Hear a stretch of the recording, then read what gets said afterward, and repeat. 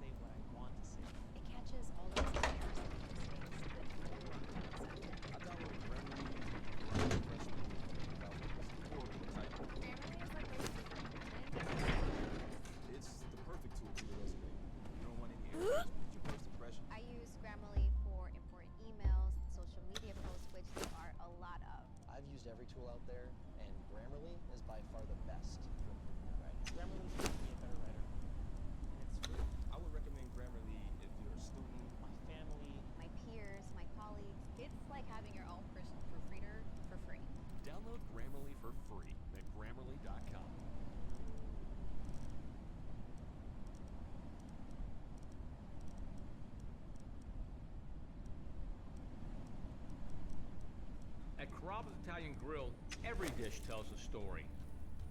Lasagna's always been special to me and my family.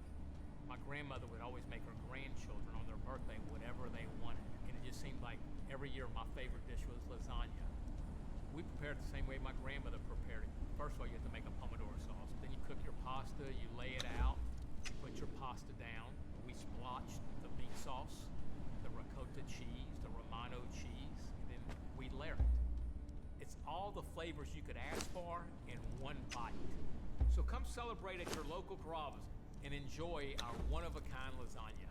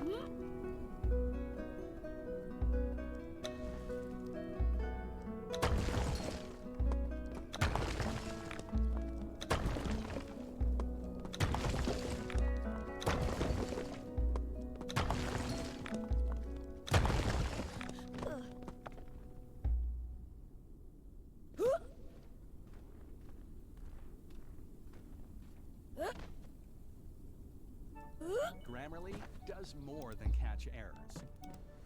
With Grammarly, you can find really good, no, perfect words that make your writing sharp, or explicit, or excellent, or distinctive. As a matter of fact, for what it's worth, Grammarly can, yeah, it's long.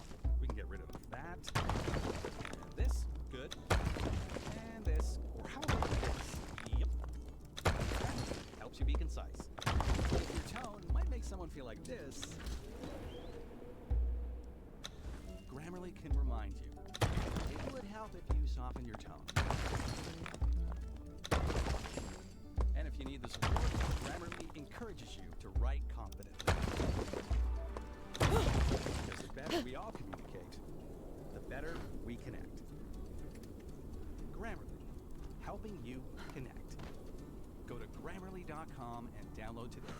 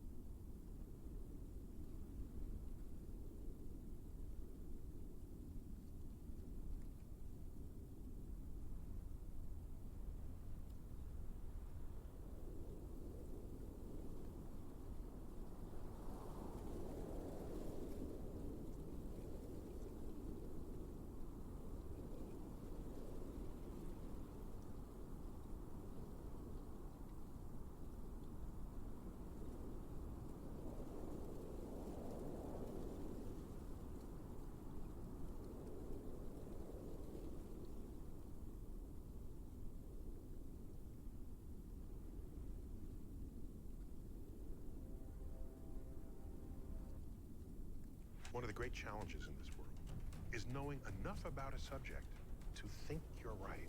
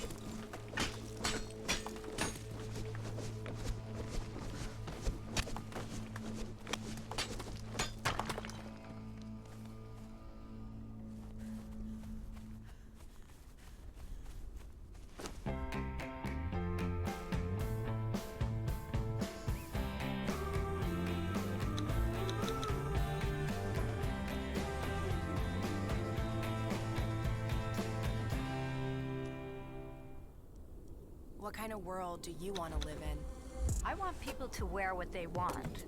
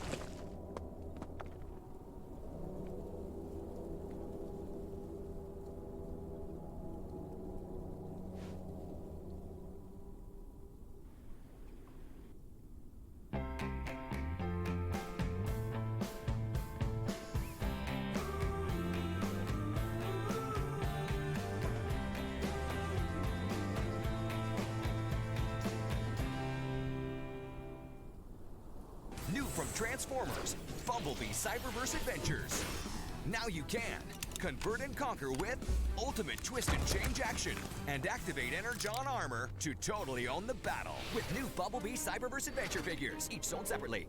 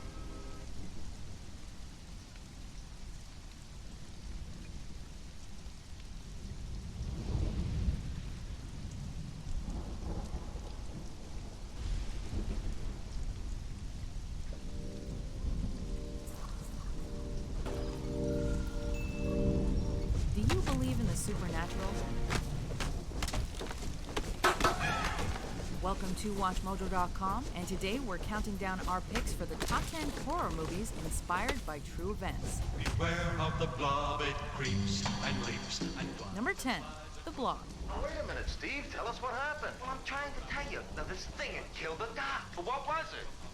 The Blob seems like one of the most unlikely movies to be based on true events, but truth is stranger than fiction. Kind of like a mass that keeps getting bigger and bigger. Come on, Steve. Makes sense. I know. It's based on the Star Jelly case in Pennsylvania, where 4 police officers found a dome-shaped blob of jelly that dissolved when they tried to pick it up.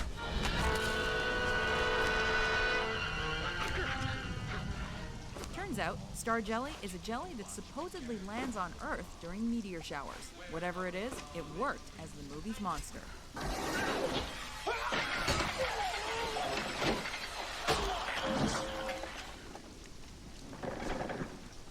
Number 9, The Entity.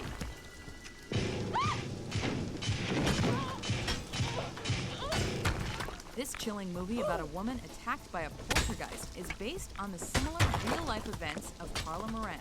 She was attacked again and again, each time more serious than the last. You were raped by whom? I don't know. There was no one there. Moran's real son each described an event where his arm was broken by the evil force. Because he hurt my son, he broke his wrist. My children feel it. Eerily enough, during the film's shooting, the actor playing her son also had his arm broken while shooting a similar scene. Just a coincidence. I can go slow ahead. Come on down and chump some of this shit. Number 8, Jaws. You're gonna need a bigger boat. Jaws is in large part responsible for people's fear of sharks, but the specific events of the movie mimic a particular shark attack from 1916.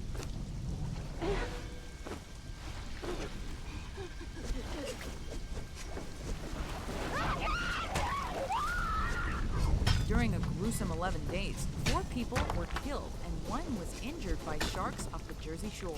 This incident was one of the most reported of its time, creating hysteria over the animal. You yell barracuda. Everybody says, huh? What? You yell shark. We've got a panic on our hands on the 4th of July. The movie, on the other hand, was a critical and commercial success, winning 3 Oscars.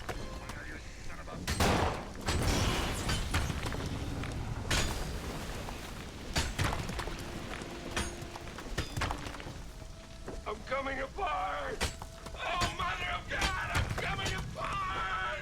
Number 7, The Amityville Horror. Dude, the guy killed his whole family? Doesn't that bother you? In 1975, the real-life Lutz family bought the home of their dreams. The only problem was that a mass murder had been committed there 13 months earlier.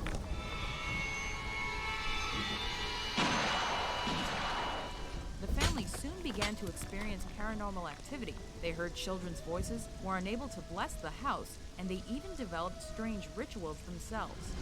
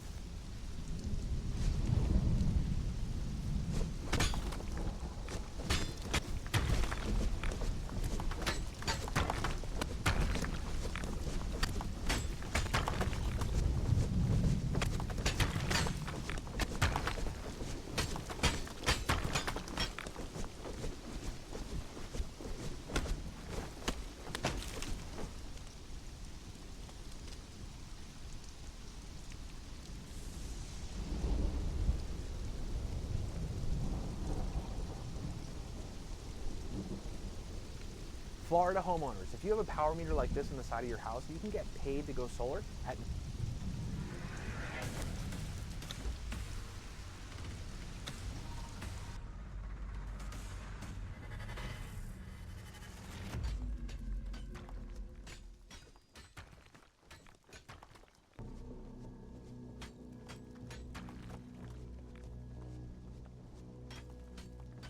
Number 5. The Boys from Hannibal. On May 9th, 1967, 11-year-old Joel Hogue and his 13-year-old brother William came home covered in mud. The brothers were 2 of 11 children, and they lived in Mark Twain's hometown, Hannibal, Missouri. When their parents asked why they were so muddy, the boys explained that they were doing some cave exploring. Their parents scolded them, and the next day when they wanted to go out and play, they were told that they weren't allowed to leave the backyard. But sadly, boys will be boys, and the 2 Hogue brothers left the backyard. The brothers were last seen by firefighters heading towards a cave on the south side of Hannibal with shovels and a flashlight. When the family didn't find the boys in the backyard, they searched the neighborhood for them. They weren't found in the neighborhood, so they contacted the police and a larger search was launched. Around the same time that the police started searching for the Hogue brothers, the parents of another boy in Hannibal realized that he was missing. 14-year-old Craig Dowell was an acquaintance of the Hogue brothers, and a few witnesses thought that they saw him with the Hogues as they walked towards the cave. There were 2 problems facing the searchers. The first was that the caves were a series of tunnels, and in the tunnels there were several deep pools of water and steep drop-offs. The second problem was that thanks to nearby construction, there was a cave-in in the area where the boys were last seen. The initial conclusion was that the boys got trapped in a tunnel after the cave-in. Expert cave searchers and skin divers from around the country came to Hannibal and helped search for the boys for 38 days, but no trace of them has ever been found. 39 years after the disappearance, a construction project caused a new entrance to open up on a tunnel, and on one of the walls someone had painted an arrow. The families were hoping that it was a tunnel that had not been searched. The tunnel was searched, but again, there was no trace of the 3 boys. Since absolutely no trace of the boys' bodies, or any of the equipment that they had with them on the day that they went missing has ever been found, it has led to some speculation that the boys aren't in the tunnels at all, and they were kidnapped instead. But again, there's no physical evidence to back up that theory either, and the whereabouts of the boys remains a mystery. Number 4. Leslie, Julie, and Timothy Guthrie. In early 1977, 29-year-old Leslie Guthrie and her husband, Tim Sr., were living apart. Tim Sr. was living in Katona, New York, and Leslie was living with her mother and the couple's 2 children in nearby White Plains. Although the couple was split up, they still had an amicable relationship. At 1:30 on the afternoon of February 5th, 1977, Leslie picked up her daughter Julie, who was 6, and her son, Timothy, who was 3, at their father's home, and they drove off in Leslie's 1974 green Ford Maverick that had a white roof. And that was the last time any of their family ever saw them again. In over 40 years, not even their car has been found. At first, the police thought that the most logical explanation is that their car crashed into one of the lakes that are beside the highway that leads from Katona to White Plains, and their car is still submerged. But according to historical weather forecasts, 1977 was a cold winter in that part of New York, and the ice on the lakes would have been thick enough for a car to drive on. The next theory was that Tim Sr. was responsible for their disappearance. After all, he was the last person to see them alive. The police quickly ruled him out as a suspect, and in the ensuing years he spent his life savings hiring private investigators and personally following up on tips and possible leads. The police thought that was possible, that since their bodies and their car weren't found, that they are still alive and either chose or were forced to disappear. Just a year after they disappeared, a tabloid newspaper published a story about a hermit who lived in Utah near the Arizona border with several wives. There was a picture of the wives, and one of the women looked like Leslie, and in the caption it said that the woman's name was Leslie. The woman in the picture looked enough like Leslie that Tim Sr. and a detective flew out to Utah to check out the hermit and his wives. By the time that they got there, the hermit and his wives had left the area and no one knew where they went. Over the past 40 years, there have been several sightings of Leslie, but none of them have ever been confirmed, and there have been no sightings of the children. If they are still alive, at the time of this video, Leslie would be 69, Julie would be 46, and Timothy Jr. would be 43. We buy any car. We buy any car. We buy any car. Any Trading in or selling your car, truck, or SUV? WeBuyAnyCar.com takes the hassle out of selling in just 3 easy steps. 1. Get your free online valuation. 2. Drive to your local car buying center. And 3. Walk out with your check in as little as 30 minutes. So don't wait. Get your free online valuation now at WeBuyAnyCar.com. Find out how much your car's worth at WeBuyAnyCar.com.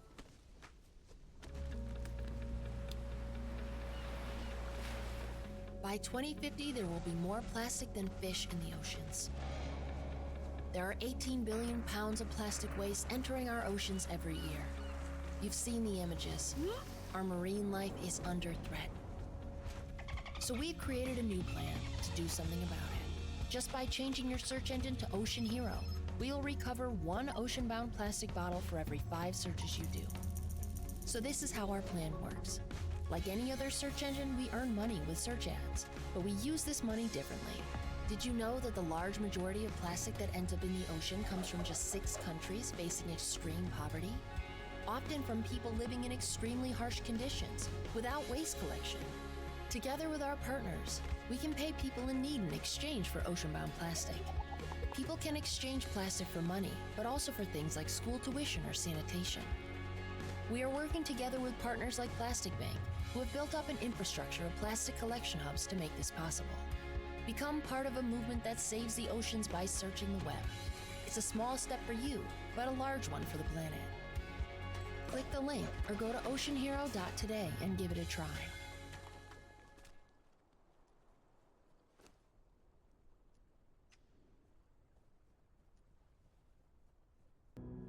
Number 3. Daru Falyet.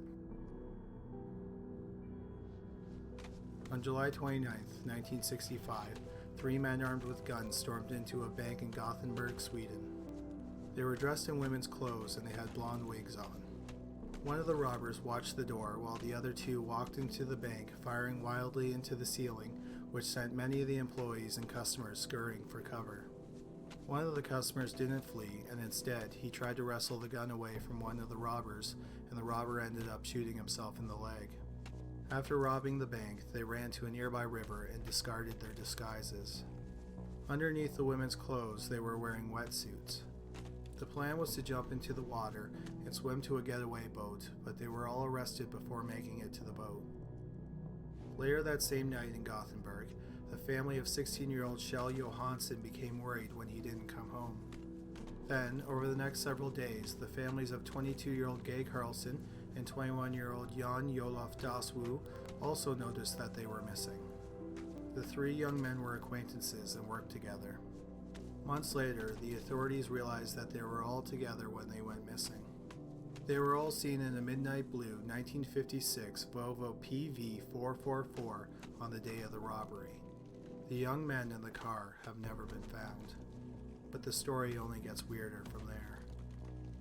In July 1965, Hubner Lundqvist was hitchhiking from Skåne to Lysekil, and when his parents didn't hear from him after a few weeks, they contacted the police. The last time the Lundqvist's family heard from him was a postcard that was mailed from Gothenburg on July 29th, which is the same day that the 3 young men disappeared, and it was the same day as the robbery. This has led people to speculate that the 4 disappearances and the robbery are all connected.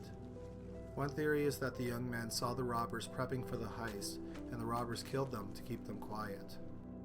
Another possibility is that the 3 young men were actually involved in the robbery and chose to disappear when it went wrong. Lundqvist may have either been killed by the 6 of them, or he wasn't involved and his disappearance is a total coincidence. Or it is wholly possible that the disappearances of the 3 young men and Lundqvist and the robbery aren't connected at all. Perhaps the 3 young men got into a car accident in a remote area or crashed into the water and their car just hasn't been found. Lundqvist was hitchhiking, so it's even possible that he was in the car with them. It's also possible that Lundqvist is still alive. There are 2 people who said that they saw Lundqvist after he disappeared, but their claims have never been verified and he has never returned home or contacted any friends or family. Sadly, the families of the 4 young men have been waiting over 50 years to find out what happened to them, but they are no closer to any answers. Number 2, the Jack family. The Jack family of Prince George, British Columbia were a young Aboriginal family that were struggling to make ends meet. On the night of August 1st, 1989, the family's patriarch, 24-year-old Ronald Jack, was seen talking to a Caucasian man at a local pub. After talking for a little bit, Ronald left the pub with the man. Ronald then went home and told his wife, 26-year-old Doreen, that he had gotten them jobs at a logging camp out of town. They were apparently great jobs that included daycare, but in order to get the jobs, they had to leave that night. So they gathered up some of their belongings and got their two sons, 9-year-old Russell and 4-year-old Ryan, into the car, and then they drove off. At about 1:30 a.m., Ronald called his mother and told her about the jobs. Ronald told his mother some details about the jobs, but didn't say where the camp was located. He also said that the family would be gone for 10 days to 2 weeks. Tragically, that was the last time anyone heard from the family. After the call, they disappeared, and not even their car has been found. After the family was reported missing, the police went to their home in Prince George, and it looked like the family planned to return after a short time. Next, they traced the call that Ronald made to his mother, and they learned that the call was placed about 30 miles away from Prince George, near Bedesty Lake. But in terms of clues, that was it, and the case quickly froze over. Nearly 7 years later, on January 28, 1996, the Prince George Police Department received a call from an anonymous man. The voice was muffled and it was hard to hear, but the man said that the family was buried at the south end of a ranch. After cleaning up the audio, they couldn't say for sure, but they thought that the caller said Gordy's Ranch. Based on the call, the police did end up searching a ranch, but there was no trace of the family. They also traced this call, and it came from a home about an hour away from Prince George. On the night that the call was made, there was a party happening at the house. The party guests were interviewed, but they all claimed that they didn't know who made the call.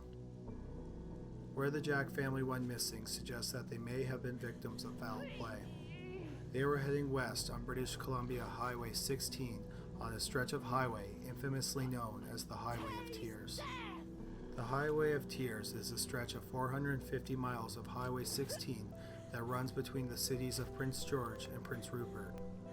Since 1969, 9 confirmed women have gone missing or were murdered while hitchhiking on Highway 16. But Highway 16 isn't the only deadly highway in that area of British Columbia. On Highways 5 and 97, there are another 9 confirmed missing or murdered women. However, many people think that the number of victims is actually much higher than that, quite possibly in the 40s, and that includes the Jacks. Many of the victims are Aboriginal women, and for years neither the Royal Canadian Mounted Police nor the Canadian government put a lot of effort into solving these cases. For example, Stephen Harper, who was Canada's Prime Minister from February 2006 to November 2015, continually rejected pleas for an inquest into the missing and murdered women. When Harper was asked about doing an inquest into the missing and murdered Aboriginal women in the run-up to the 2015 election, he said, it isn't really high on our radar, to be honest. You know, our ministers will continue to dialogue with those who are concerned about this. Despite indifference from the government, in 2012, the RCMP announced that they had a suspect for some of the Highway of Tears murders, and he was quite possibly the person who was responsible for the disappearance of the Jacks. His name was Bobby Jack Fowler, and he was a transient who traveled extensively through the United States and Canada for over 40 years. In 2002, the RCMP announced that Fowler's DNA had been linked to one of the cold cases from 1974. 16-year-old Colleen McMillan was last seen hitchhiking on Highway 97 in August 1974, and her body was found a month later. Unfortunately, by the time the police learned that Fowler was McMillan's killer, he had been dead for 6 years. He died in prison in 2006 while serving the 10th year of his 16-year sentence for raping a woman he met in a bar. The question is, was Fowler the man who was seen talking to Ronald Jack on the night that he disappeared? That question may never be answered with certainty because it's unclear where Fowler was in 1989, and the police are still trying to piece together his past. Fowler would move from town to town, sometimes staying no more than a day. He lived in rundown motels and made money by doing odd jobs. The police in Canada and the United States think it's possible that Fowler is responsible for over 20 murders. That being said, it's not possible that Fowler is responsible for all the Highway of Tears murders, because at least 3 happened after 1996, which is when he was incarcerated for rape. Meaning there is at least one other killer who used the interior of British Columbia as their hunting grounds, and they are still possibly free today. Number 1. Ann Miller, Patricia Bluff, and Renee Bruhl. On the morning of July 2nd, 1966, 21-year-old Ann Miller picked up her 2 friends, 19-year-old Patricia Bluff and 19-year-old Renee Bruhl, at their Chicago area homes. Bruhl and Bluff were friends from high school, and they met Miller because the women all boarded their horses at the same stable. They were heading to the beach at the Indiana Dunes, which is about an hour's drive from Chicago, and it's on the shores of Lake Michigan. The women arrived at the beach at about 10 a.m., and since it was a hot day and it was the Saturday of a long weekend, the beach was very busy. Many hours later, as the sun started to set, a young couple on the beach flagged down a park ranger. The couple told the ranger that they saw 3 young women go into the water at about noon, and while in the water, they talked to a man on a boat. Another set of witnesses described the man as well-tanned, in his early 20s, with dark, wavy hair. The boat had 3 hulls, an outboard motor, and it was about 16 to 18 feet long, and it was white with a blue interior. The 3 women boarded the boat, but they didn't return, and their belongings were still lying on the beach. On the blanket were the women's purses, shoes, and clothes. The ranger gathered up the belongings and took it to the ranger's office, where they were forgotten about because it was a busy long weekend. 2 days later, the ranger's office got a call from Renee Bruhl's father, and he sounded panicked.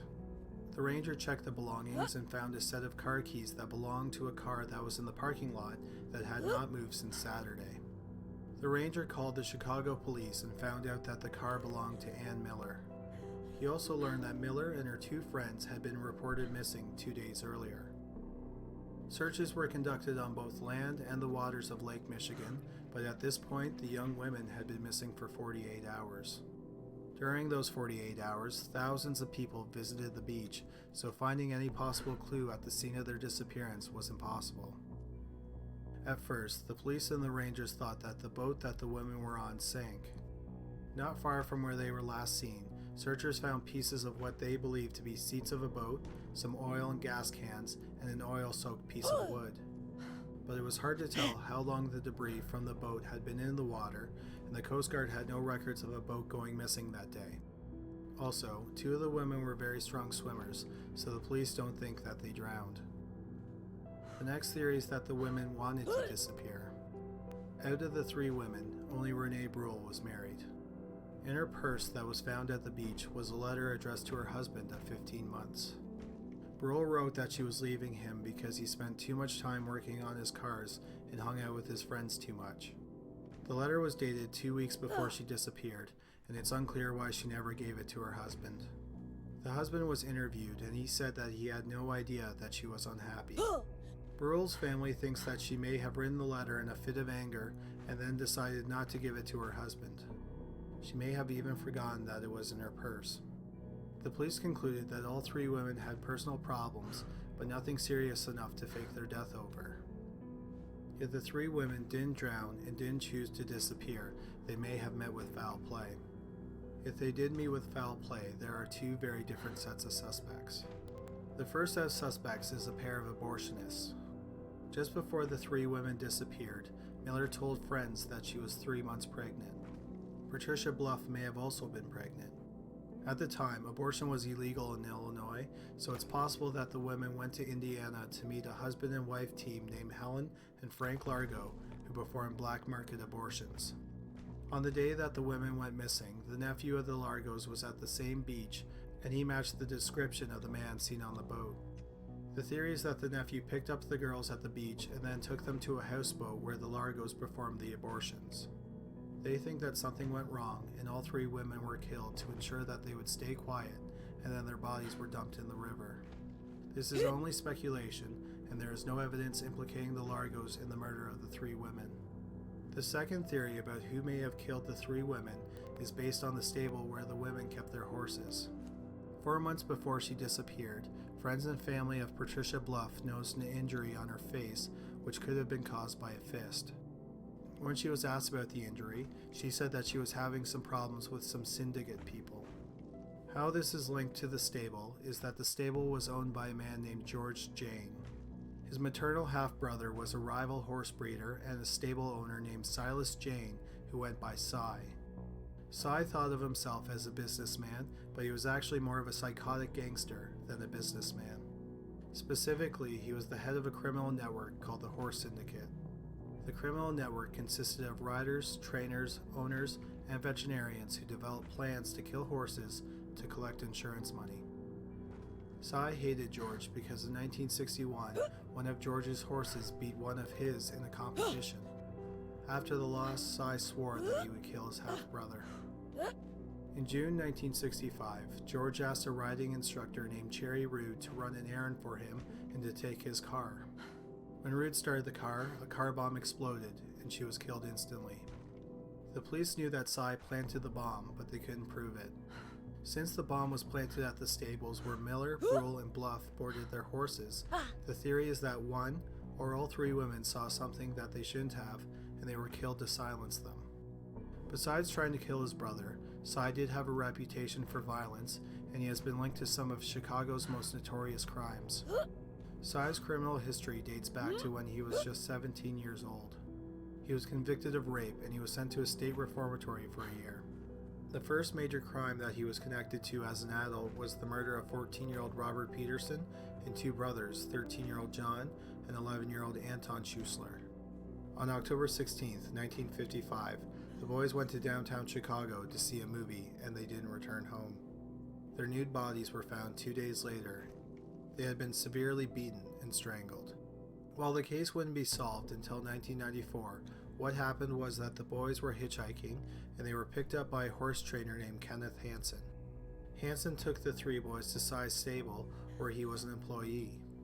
Once at the farm, he killed all three boys, and then Cy apparently walked in on the murders. Cy was worried that the scandal would ruin his reputation, so he helped Hansen dump the bodies. Then, 8 months later, the stable where the murders took place just happened to catch fire. It's believed that Cy ordered the fire to be started to destroy any evidence of the murders and for the insurance money. Then, over the next 10 years, Cy continued to threaten and harass his half-brother. He also hired several people to kill him. In 1966, one of the men who Cy asked to kill his half-brother went to the police, but when it came time to testify against him in court, the man said that he had amnesia. The man was sent to jail for 30 days for contempt, and Cy was acquitted. Obviously, George was nervous and feared for his own life, so he had a tracker placed on Cy's car. On January 19, 1969, George had 28-year-old Frank Michel, who was the son of one of his employees, go to Cy's house and change the battery on the tracker. Hours later, Michel would be dead. According to Cy, he was watching TV when someone rang the doorbell. He grabbed a gun and asked who was at the door. Cy said the man fired 3 shots into the door, so he fired back. Cy then went upstairs, grabbed 2 more guns, including an M1 rifle, and continued to fire at Michel from the 2nd floor as he was trying to flee. Cy then walked outside and found Michel bleeding to death. From 8 feet away, he fired his rifle twice, killing the already dying man. The shooting was ruled self-defense and Silas was never charged. On October 28, 1970, Cy finally managed to kill his half-brother George. As George was playing cards in his home with his family on his son's 16th birthday, a bullet fired by a hitman hired by Cy came through a window and he was fatally wounded. Cy was arrested, and in 1973 he was only convicted of conspiracy to commit murder and not the murder itself. He was given a sentence of 6 to 20 years in prison, and he served under 7 years. Cy was released from prison in 1979, and he died from leukemia on July 13, 1987. After Cy was dead and there was no longer the fear of reprisals, witnesses started to come forward about crimes that Cy and the syndicate were responsible for. One crime that tied all the syndicate crimes together is one that they may not have committed. That is the case of 65-year-old candy heiress Helen Brock, who was last seen alive on February 17, 1977, leaving the Mayo Clinic in Rochester, Minnesota. Jack Matlick, who worked as her chauffeur and houseman, claims that she was home for a few days and then he drove her to the airport so she could go to Florida. He didn't report her missing for 2 weeks, and during that time he had 2 rooms repainted in Brock's home and the carpet in one of the rooms was replaced. He took 2 polygraph tests about her whereabouts and he failed both of them. He also admitted that he got into a fight with her before she disappeared and that he stole money from her. What's interesting is that the investigation led to a second suspect, a gigolo and a horse seller named Richard Bailey. Bailey's business partner in the horse business was Cy's nephew, Frank Jane. Bailey had been dating Brock at the time of her disappearance, and he was selling her horses at inflated prices. The police thought that Brock found out that Bailey was swindling her, and she was going to tell the police. The police said that Bailey arranged to have her killed, quite possibly on the orders of Cy, who was in prison at the time. In 1995, Bailey pleaded guilty to 16 counts of racketeering and fraud, but he denied swindling Brock, and he swore that he didn't have her killed. Amazingly, even though Bailey wasn't charged with Brock's murder, the judge thought that it was more probable that he committed the murder than not, so he sentenced Bailey to 30 years in prison. Bailey has been in prison ever since, and in 2017, he asked for a clemency hearing. Matlick was never charged in connection with the disappearance of Brock, and he died in a nursing home in 2011. The investigation into Brock's disappearance uncovered more of the syndicate's crimes, which included killing horses in horrific ways for insurance money. It also led to Kenneth Hansen being charged in 1994 with the 1955 murders of Robert Peterson and John and Anton Schuessler. During the 39 years that he spent free, it's suspected that Hansen abused hundreds of other boys and teenagers. He was convicted of all 3 murders in 1995, and he appealed the convictions. He went to trial again in 2000, and he was found guilty yet again. Hansen died in prison in 2007. Today, it is unclear if Silas Jane or anyone else involved with the horse syndicate is responsible for the disappearances of Ann Miller, Patricia Bluff, and Renee Brule, and the case is currently cold. Thanks for watching this week's video. We hope you enjoyed it. If you did, please give us a thumbs up and subscribe. We post a new video every Sunday, and thanks to everyone who already does subscribe. You guys are amazing. If you want to check out another mystery video about people who vanished into thin air, please click on one of the videos on the screen now, and thanks again for watching.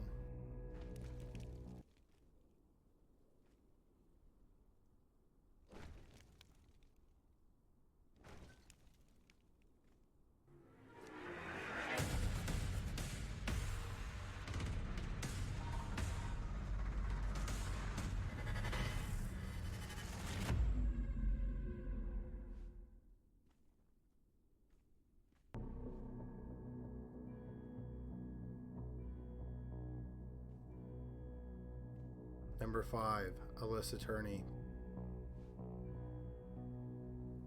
May 17th, 2001 was the last day of 17-year-old Alyssa Turney's junior year at high school. It may have also been the last day of her life. On that day, Alyssa's stepfather, Michael Turney, says that he picked her up at her Phoenix, Arizona high school and they went out for lunch. Michael said that Alyssa became angry during the lunch because she wanted to have more freedom, and Michael said that wasn't going to happen. He then drove her home, and he left the house again at 1 o'clock, leaving Alyssa home alone. Over the next 4 hours, Michael said that he ran some errands, and they picked up Alyssa's younger sister, Sarah. When he returned home with Sarah, Alyssa was gone. In Alyssa's room, there was a note with her handwriting that addressed Sarah. It read, "Sarah, you wanted me gone. Now you have it." The note said that she was running away to California. Michael also said that a week later, he got a call from a telephone number in California. He said that he could barely hear the caller, but he was pretty sure it was Alyssa, even though he said her voice sounded different. Michael tried to file a missing persons report on the night that Alyssa went missing, but the police didn't investigate the disappearance because they thought that Alyssa had just run away and she would return at any time. Alyssa's family and friends said that it was very uncharacteristic of her to run away. She was close with her younger sister and her step-siblings. She had several close friends and a steady boyfriend, and she didn't tell any of them of her plans to run away. They also said that, like other teenagers, Alyssa had a rebellious streak. She occasionally smoked marijuana, and every once in a while she would skip classes, but for the most part she was responsible. She was a good student, and she had a part-time job at a fast food restaurant. Finally, when Alyssa supposedly ran away, she didn't take the things that most young women would take with them if they were to leave the house for an extended period of time. This included items like her cell phone, makeup, and her hairbrush. Also, she had $1,800 in her bank account, and there was no activity on the account after she went missing. In 2006, 5 years after Alyssa went missing, a man named Thomas Heimer wanted to talk to the authorities about her disappearance. Heimer had been arrested 7 months after Alyssa disappeared, and he was serving a life sentence for a murder he committed in Florida. For no apparent reason, Heimer strangled and stabbed a woman companion to death and then stuffed her body under a motel bed. In 2006, he mailed out letters to several police departments around the country proclaiming to be a serial killer that claimed the lives of 21 women who were never found. He said that one of his victims was Alyssa. When the police looked into his claims, they concluded that he was lying about killing Alyssa. For example, he claimed that Alyssa was a heroin addict, but none of her friends and family said that was remotely true. Heimer eventually took a polygraph test regarding Alyssa's disappearance, and he failed. The police think that Heimer probably saw Alyssa's picture in the newspaper or on the news, and he made up the story about killing her. Or he possibly killed another girl and mistook her for Alyssa. It's unclear if Heimer was responsible for any of the murders he took responsibility for, or if he was just confessing to get attention. While Heimer most likely wasn't responsible for Alyssa's disappearance, the confession got the police wondering who exactly was responsible for Alyssa's disappearance. They started by looking at the most obvious suspect, which was the last person who saw her alive, and that was Michael Turney. Alyssa's mother, Barbara, met Michael when Alyssa was 3 years old. They got married not long afterwards, and Michael ended up adopting Alyssa. Barbara died in 1992 from cancer, and Michael was left alone to raise Alyssa and her younger sister. Michael was a very strict parent who wanted to control Alyssa and her sister. He would go through their computers and their phones, and he recorded all incoming and outgoing calls. Michael also set up surveillance cameras both inside and outside the house. Some of the cameras inside the house were hidden, and no one else knew that they were there. When the police dug a little bit deeper, they had several witnesses come forward, and they believed that for many years, Michael had been sexually abusing Alyssa. A year before Alyssa disappeared, Michael did something rather unusual. He called Child Protective Services, and he told them that if Alyssa did call and accused him of sexual abuse, that they shouldn't believe her. Finally, Michael also wrote out strange contracts, which he made Alyssa sign. One contract, dated a year before Alyssa went missing, stated that Michael had not sexually abused her, and Alyssa had signed it. This led the police to believe that Michael killed Alyssa because she threatened to expose the sexual abuse. The police tried to interview Michael, but he refused to cooperate. He would only talk to them over the phone or through email. He also refused to take a polygraph test. The police asked Michael if he had the surveillance footage from the day that Alyssa went missing, and if he did have it, would they be able to see it? Michael said that he did have the footage, but it didn't show anything of interest, and he refused to hand it over. Instead, he gave them video clips from months before the disappearance that showed some teenage boys talking to Alyssa outside the house. Finally, they asked Michael for a DNA sample, and once again, he refused. At this point, the police were tired of getting stonewalled by Michael, so they got a court order to get his DNA. When they went into his house, they made a startling discovery. Inside the house, there were 26 homemade bombs and 19 high-caliber rifles. A van on the property was also rigged with gas canisters so that the van would burst into flames. This led to the neighborhood being evacuated while the explosives were cleared out, and Michael was arrested on weapons charges. Once all the explosives were cleared out, the police continued to search the house. They found video footage of Alyssa all the way back into the 1980s, but there was no footage of the day that she went missing. They also found a 98-page manifesto written by Michael called Diary of a Madman Martyr. In the manifesto, Michael says that assassins from the International Brotherhood of Electrical Workers killed Alyssa. In the 1980s and early 1990s, Michael was an electrician. He stopped working in 1992 because he was injured, and then in 1993 he was laid off. 3 weeks after he was laid off, his wife and Alyssa's mother, Barbara, died of cancer. In the manifesto, Michael said when he was working, he complained about safety conditions. In retaliation for his complaints, the Union kidnapped Alyssa, killed her, and buried her in the California desert. He also wrote that he had killed the 2 assassins from the Union who killed Alyssa, and that he was going to get the ultimate revenge. He was going to drive his van, rigged with the bombs, into a meeting at the Union Hall. He was planning on shooting as many people as he could, and then he was going to set off the bombs. The police think that it was an incredible stroke of luck that they went to Michael's house when they did.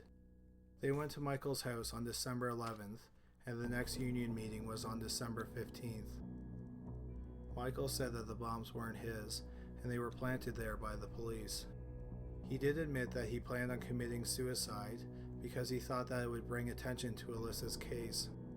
In 2010, Michael was convicted of unlawfully possessing destructive devices, and he was given 10 years in prison. Michael has always denied being involved in his stepdaughter's disappearance, and Alyssa Turney's whereabouts are unknown to this day. Number 4. Deborah Poe. In late 1989, 26-year-old Deborah Poe moved from Virginia to Orlando, Florida. In Orlando, Poe had 2 full-time jobs. During the day, she worked at the Orlando Sentinel in the retail sales department. Then, overnight, she worked alone at a Circle K convenience store. Poe's boyfriend was worried about her working alone at night at the store. On several of her shifts, men harassed her. In January 1990, a naked man came in and chased Poe around the store. Luckily, she was able to lock him out of the store. 2 weeks later, in the early morning hours of February 4th, Poe was working alone in the store. At 4 a.m., a call came into the 911 dispatch from the store. A customer had come into the store and found it empty. The police arrived at the store a short time later. They found Poe's car in the parking lot, and inside of it was her purse, her paycheck, and her keys. In the store, they found Poe's smock, and behind the counter they found a cup of coffee and a carton of chocolate milk. As for Deborah Poe, the 26-year-old was nowhere to be found. There were no signs of a struggle in the store, and nothing was stolen, so the police weren't even sure if Poe left on her own free will or if she was physically forced out of the store. The police brought bloodhounds to the store, and they found Poe's scent. They followed her scent to the rear of the store, and then over a fence, and then at a nearby road they lost the scent, so the police think that she either got in or was put in a car that drove away from the scene. After the disappearance hit the news, some witnesses came forward. One witness said that they were at the store sometime between 3:15 and 3:30 a.m. on the morning that Poe disappeared. She said that Poe wasn't in the store. Instead, behind the counter was a young man. He had long black hair and dark eyes. He was wearing a black Megadeth t-shirt that featured a dragon spewing fire, a skull ring, and in his right earlobe he had a wire earring with a cross. The witness wanted to buy a pack of cigarettes, and the young man wasn't sure where they were. The witness had to point out where they were, and then she paid the man, who rang up her purchase on the cash register, and then he gave her some change. Half an hour later, the store was found with no one inside of it. The police do not know if the young man with the black hair was involved with Poe's disappearance. Another possibility is that he was just another customer. But why would another customer pretend to work at the store? Also, if the man did kidnap her, it doesn't make sense for him to leave the store with her and then return a short time later. That would suggest that Poe was somewhere inside the store or at the rear of the store when the witness came in to buy cigarettes. Unfortunately, the police have never been able to identify the young man in the Megadeth t-shirt. Deborah Poe's friends and family are hoping that one day the man will come forward and maybe he can shed some light on what happened to Deborah. Number 3. Robert Dunbar. The strange case of Robert Dunbar started on a fishing trip at Swayze Lake near Opelousas, Louisiana on August 23, 1912. At lunch, the Dunbar family walked back to their cabins and they realized that 4-year-old Robert, who went by the name Bobby, wasn't with them. The family searched the immediate area, and when he wasn't found, the police were called in. The search of the area was extensive, but the only trace of Bobby that could be found were a set of footprints that led to a swamp. Witnesses said that they remembered a strange man hanging around the swamp around the time that Bobby went missing. Since no body was found, the police concluded that Bobby had been kidnapped by the man in the swamp.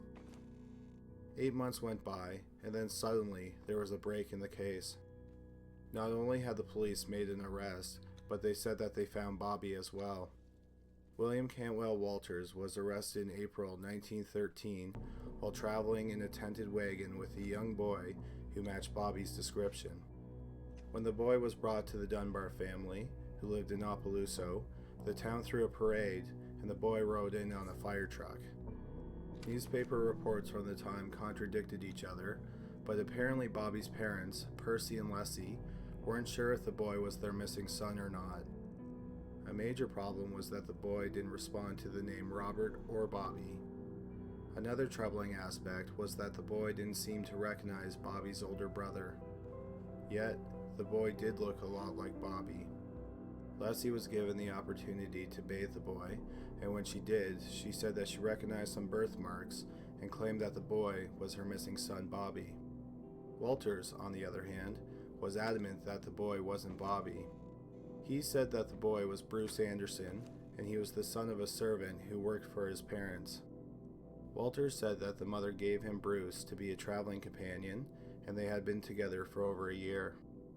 At this point, the story was making national headlines, and that's when a woman named Julia Anderson from Barnesville, North Carolina, came forward and said that the boy was her son Bruce. Just like Walters said, she was a servant of his parents, and she did give Bruce to him. She said that in February 1912, she gave Williams permission to take Bruce for a few days, but instead, he kept him for 14 months. She just had never reported Bruce missing, and thought that one day, Walters would return with her son. The case fascinated the country, and a newspaper in New Orleans paid for Julia to travel from Barnesville to Opelousas to see if she could identify her son. The boy was put into a room with 4 other boys that looked similar, and then Julia was allowed to enter. The boy didn't recognize Julia, and she wasn't sure which boy was her son. Eventually, Julia did pick the correct boy, but she couldn't say with certainty that it was Bruce. Since she couldn't definitively pick the right child, and since the boy didn't recognize her, the lawyers declared that Julia had failed the test, and this made headlines across the country. She begged for a second chance, and she asked for permission to undress the boy so she could check him for birthmarks.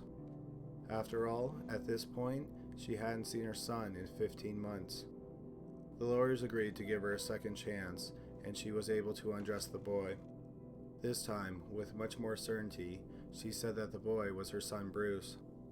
But unfortunately, not being able to recognize Bruce the first time damaged Julia's case too much. The authorities didn't believe her story, and they refused to give her the boy. Julia was poor, and she didn't know anyone in Opelousas, so she was forced to return to Barnesville, and the boy was given to the Dunbars. Walters was convicted of kidnapping in 1914, and he was sentenced to life in prison. His lawyer appealed the conviction, and it was overturned on a technicality. He was released after spending 2 years in prison. The town decided not to retry him because the trial was so expensive the first time. As for Julia, she had 2 other children in Barnesville, but she lost both of them not long after she got back home. Her infant son suddenly died, and she had to give up her daughter for adoption. She would go on to marry, and she had 7 more children. She told her children that they had a half-brother who was stolen from her and given to another family. The boy grew up as Robert Dunbar, and he had 4 children. During his lifetime, he gave one interview, and he said that he remembered being kidnapped. However, many people who knew him said that he struggled with his identity his entire life.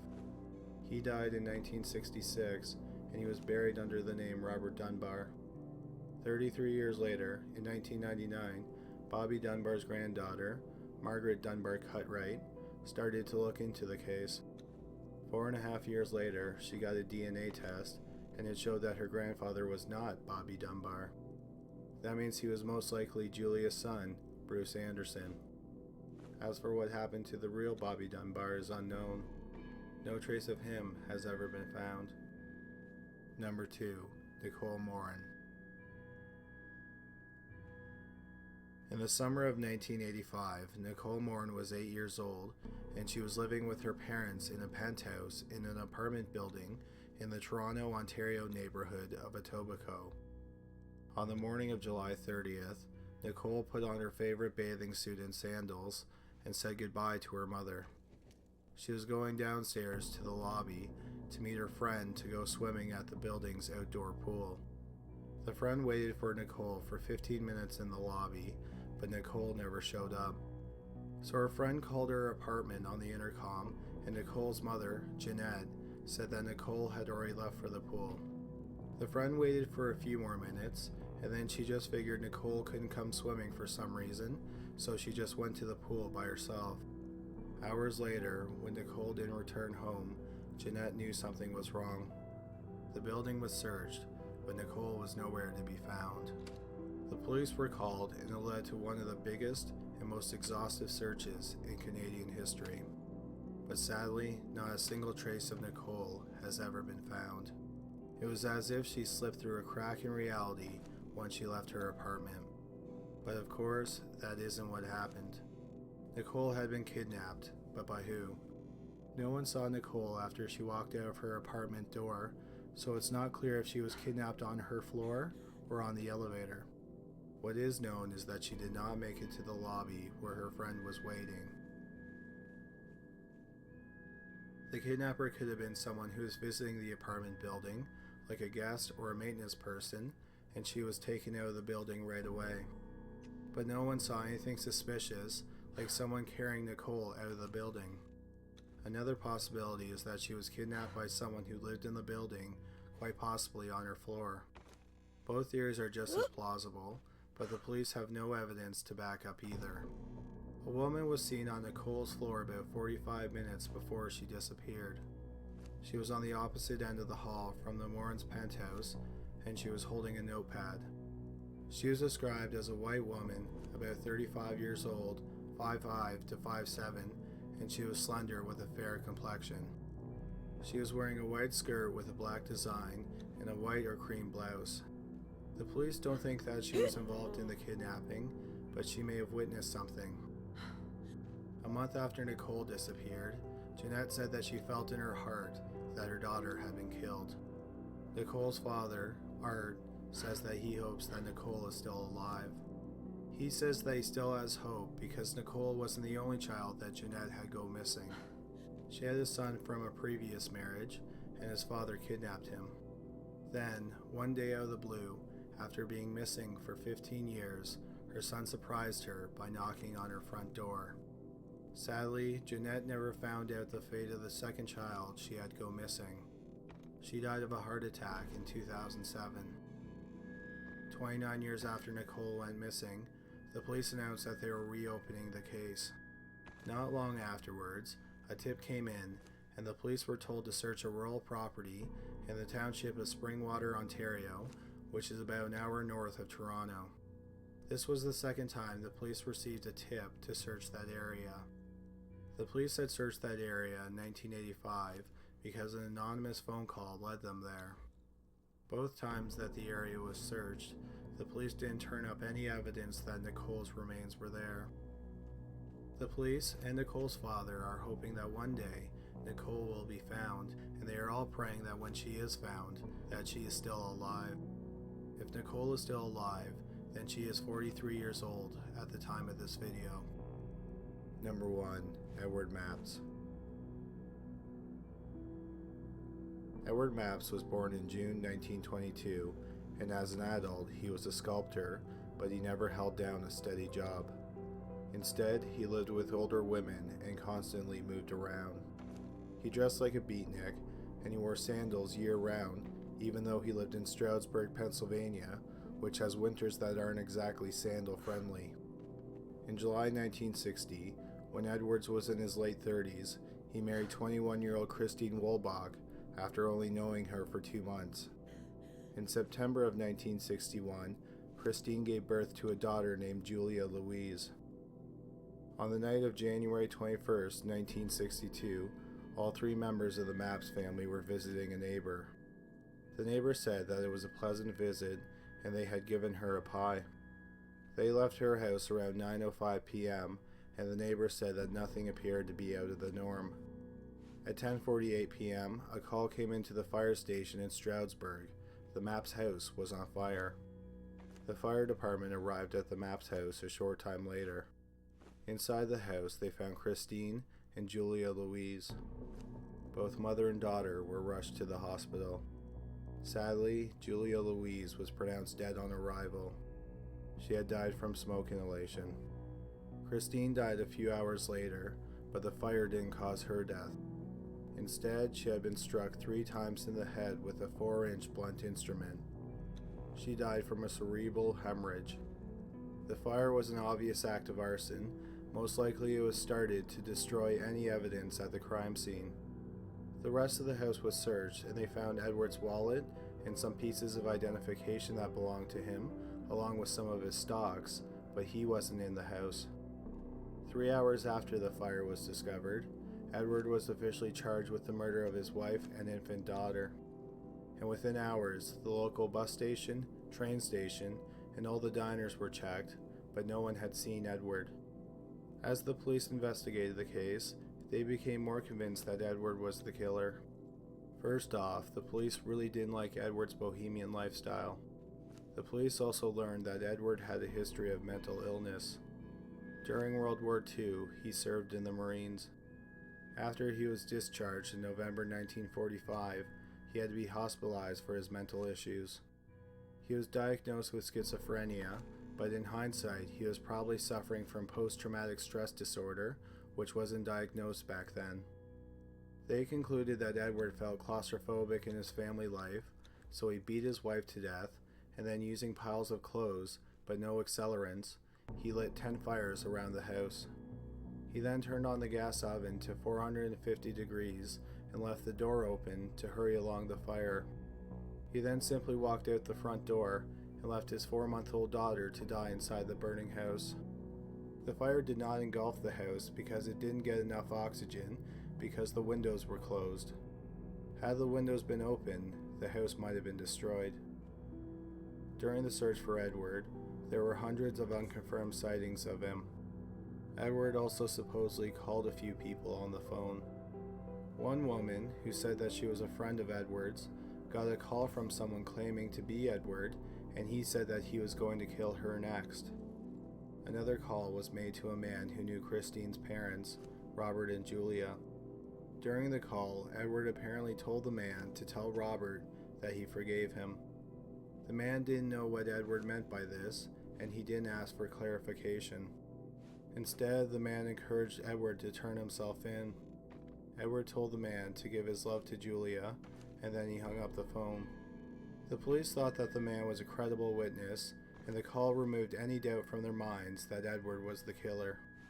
6 months after the fire, Edward still had not been found, and he was added to the FBI's 10 most wanted list. He remained on the most wanted list for 5 years, and then the district attorney in Stroudsburg requested that he be removed for reasons that weren't made public.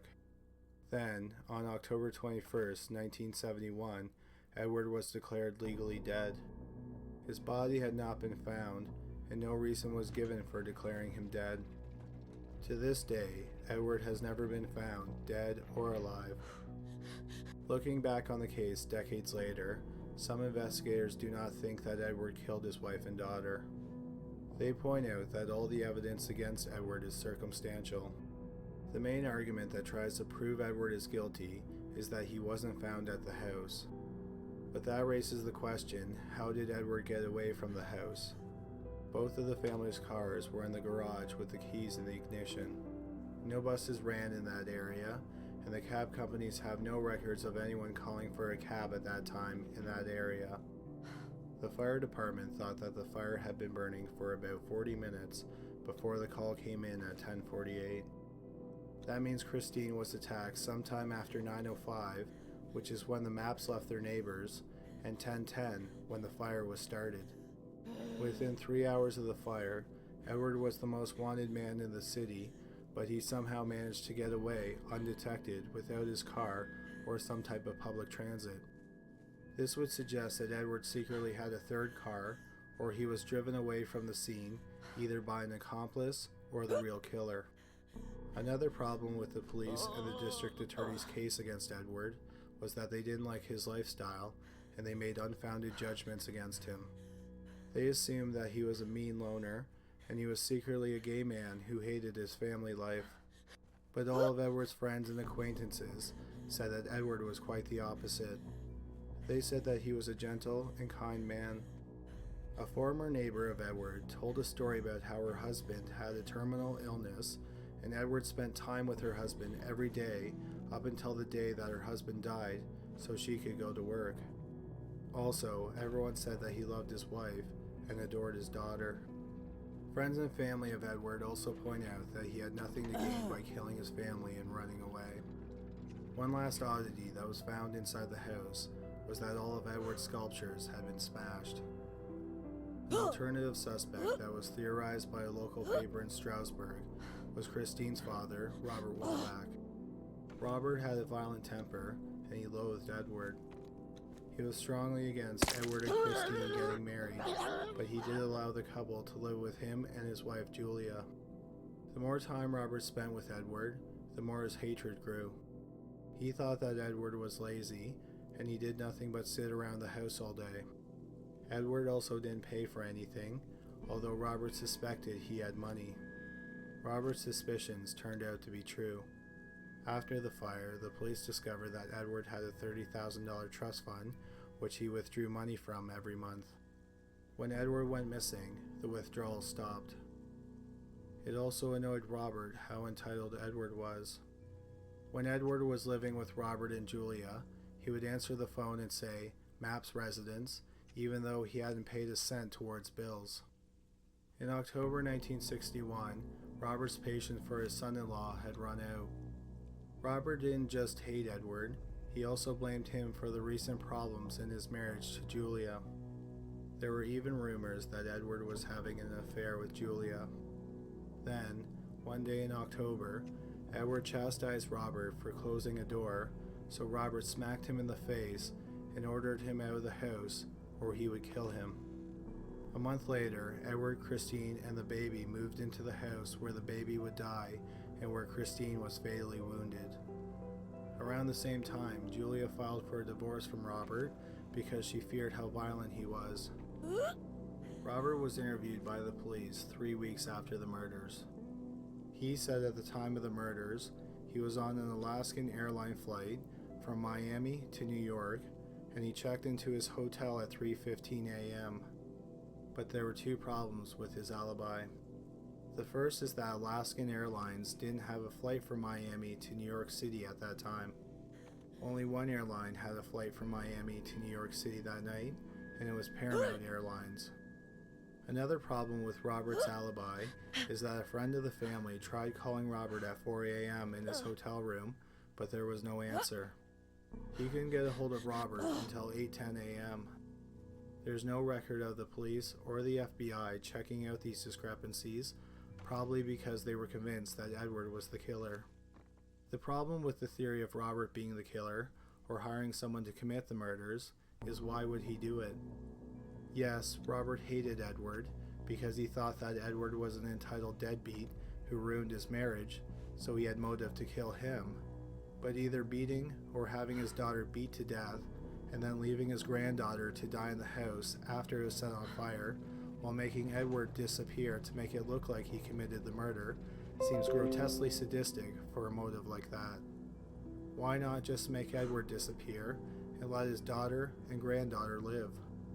The police never publicly considered Robert Walbach as a suspect in the murders of his daughter and his granddaughter and the disappearance of his son-in-law. If he was responsible, he took that secret to his grave when he died several years ago. Thanks for watching this week's video. Hopefully you found it interesting. If you liked it, please give us a thumbs up and subscribe. We post a new video every Sunday. Of course, thanks to everyone who already has subscribed. You can also like us on Facebook and follow us on Twitter. We may even follow you back. The links are in the information below the video. But that's all for this week. Thanks again for watching.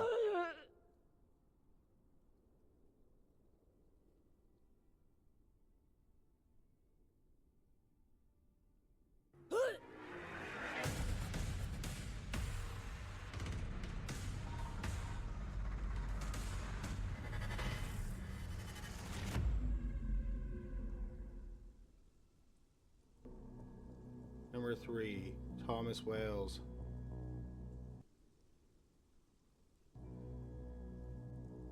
Thomas Wales was born in Boston, Massachusetts in June 1952. He attended the Milton Academy, which is a boarding school in Milton, Massachusetts. While he boarded there, his roommate was Joseph Kennedy II, the eldest son of Robert Kennedy. Kennedy would go on to serve as congressman for Massachusetts from 1987 to 1999. When Thomas was 16, he met 16-year-old Elizabeth, who also attended Milton, and they started dating. Thomas went on to Harvard after graduating from Milton. When Thomas was 21, he and Elizabeth got married.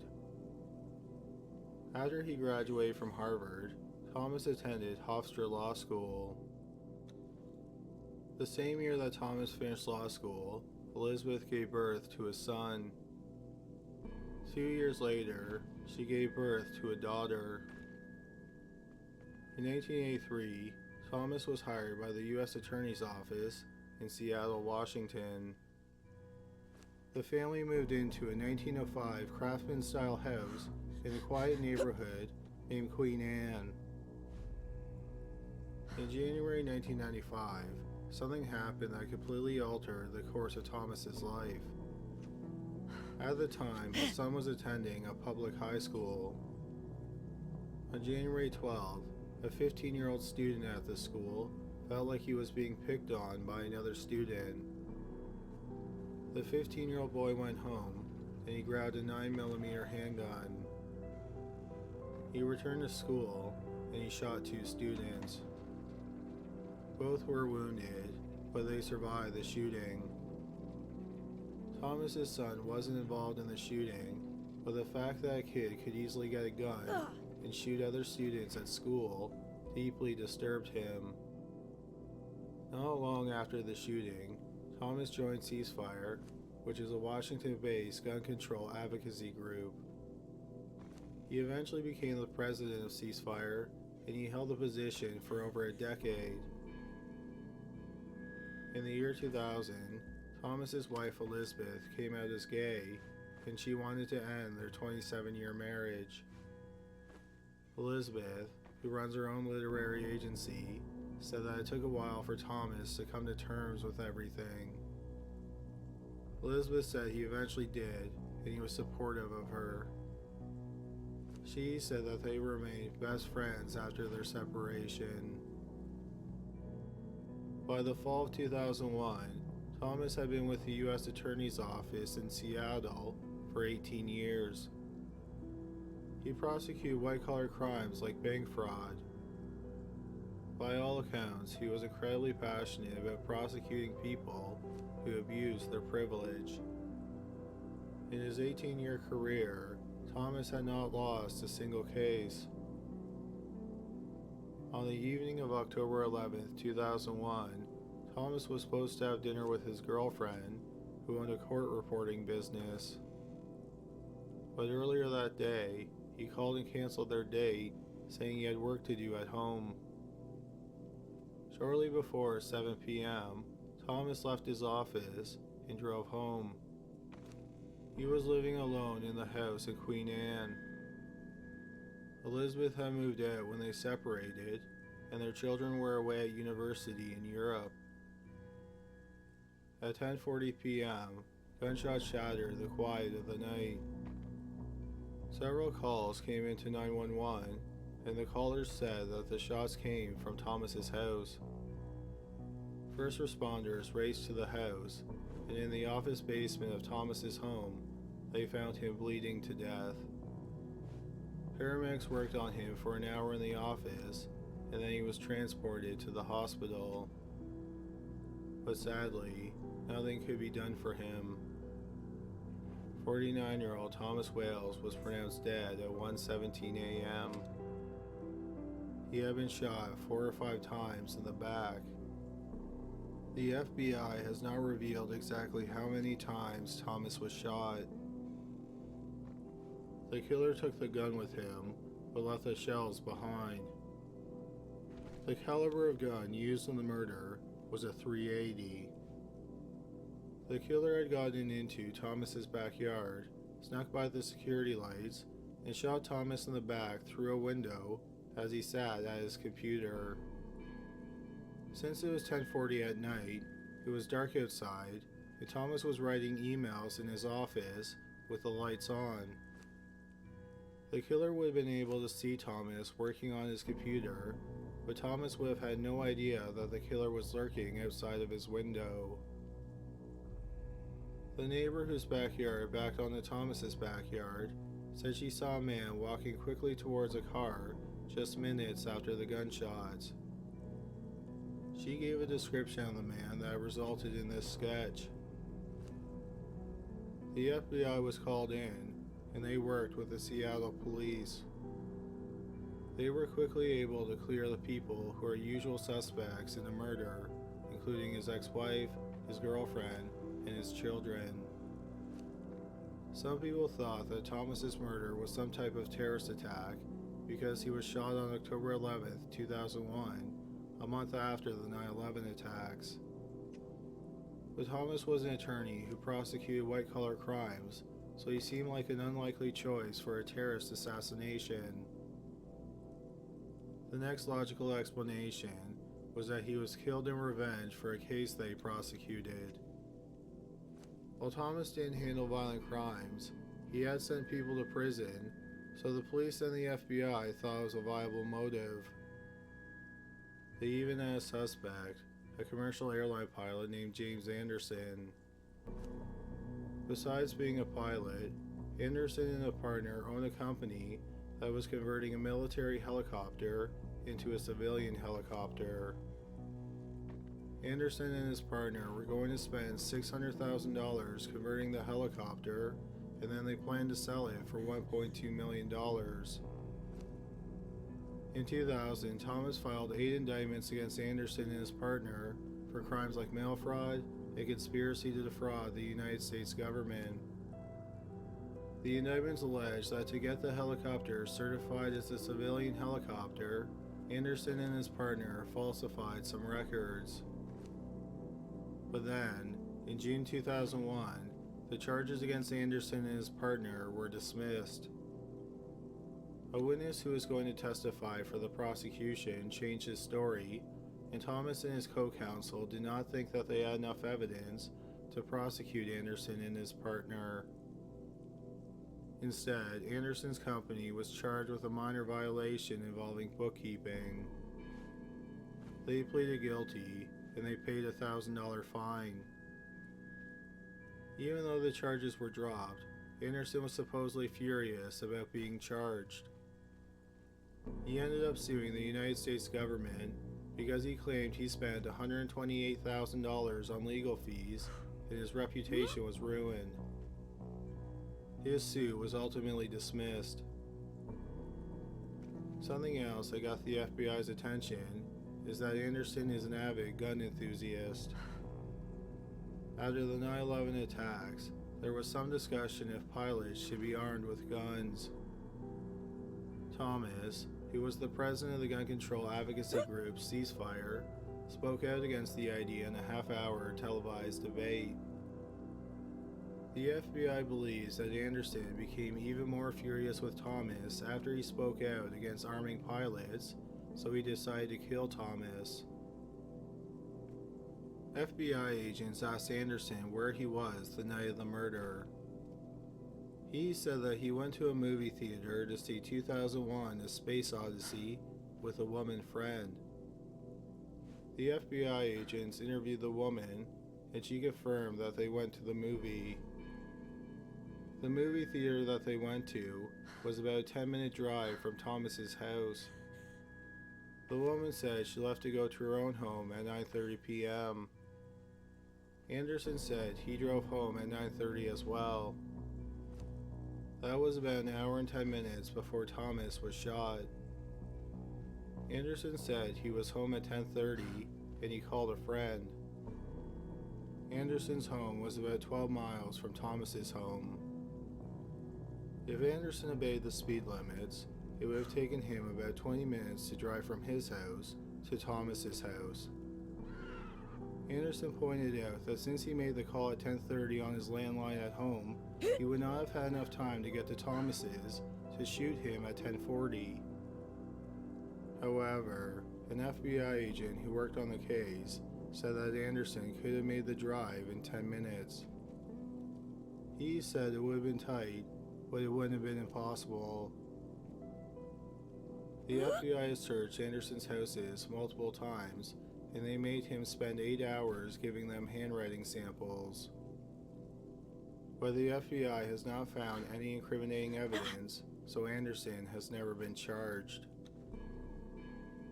According to an agent who worked on the case, one of the biggest problems facing investigators is that Thomas's murder was a nearly perfect crime.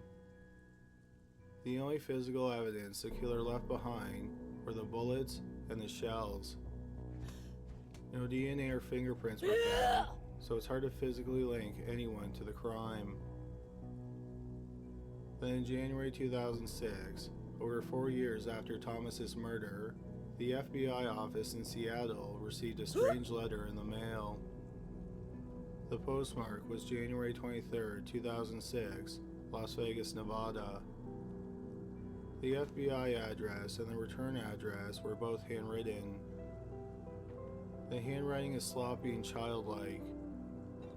The return address is a strip mall in Las Vegas. The FBI noted 3 things about the return address. The first is that the zip code is incorrect. The writer mixed up the last 2 digits. He or she wrote 89120, and it is actually 89102. The second thing they noted is that the address is on the same street as an FBI field office. The field office is 1.8 miles from the address. Finally, there is a name on the return address, and that is Gidget. Gidget is the nickname of 17-year-old Frances Lawrence, a fictional character first introduced in the 1957 novel Gidget, The Little Girl with Big Ideas by Frederick Honer. The character's nickname, Gidget, is a combination of the words girl and midget. The book was adapted into the 1959 film Gidget. The movie stars Sandra Dee as the titular character, and is widely considered to be the first beach party movie. 7 years after the movie was released, the book was adapted into a TV series that aired for 1 season on ABC, starting in September 1966. Sally Field starred as Gidget. The original novel and the adaptations are coming-of-age stories based in the California surf culture. The FBI is not sure if the name has any significance. In the envelope was a typed letter. The letter was written using short, disjointed sentences that evoke the style of 1950s detective novels. The entire letter has not been released, but the portion that was made public reads, Ray Thomas C. Wales. Okay, so I was broken between jobs. I got an anonymous call offering X amount of dollars to shoot the guy, so I drove to Seattle to do the job.